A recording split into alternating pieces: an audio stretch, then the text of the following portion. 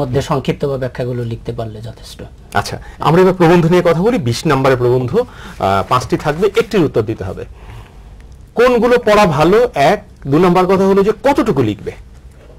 আচ্ছা, আগে কোনগুলো পড়াচ্ছে ওরা, যেটা মানে এক্সপেকটেশন ওদের বেশি এখন, এক্সপেকটেশন যেটা সেটা হলো যে ওদের কত পৃষ্ঠা লিখবে এখন, কিন্তু উত্তর এটাই চাচ্ছে ওরা। আচ্ছা, এখন যেহেতু আমাদের আর প্রবন্ধ সবার শেষেই ওরা অ্যানসার করে, তো 20 নম্বর যেহেতু এখন, সেই ক্ষেত্রে আমাদের যেটা আমি যদি বলি যে মিনিমাম 1200 থেকে 1500 শব্দের ভিতরে এটা লেখা উচিত, এবং সেটা লিখতে গেলে দেখা যাবে যে কারো 15 পৃষ্ঠা, কারো 15 থেকে 20 পৃষ্ঠার মধ্যে লেখাটা হয়। এবং এটা আমাদের বোর্ড থেকেই কিন্তু নির্ধারণ করে দেয়া হয়, বলে দেয়া হয় যে এটা একটা কল্পনার মতো, অঙ্কের মতো, ম্যাথের মতো, গণিতের মতো, যে আমি কল্পনা করব এই ছেলেটি বা এই মেয়েটি যেটা খাতায় অ্যান্সার করেছে, যদি দেখে যে আমার কল্পনার সাথে এটা মিলে যায়, তাহলে আমি তাকে 20-এর মধ্যে। কিন্তু আমি বলি একটু, অধ্যাপক আর কে মল্লিক, বিষয় ভেদে কি এটা পার্থক্য হয় না?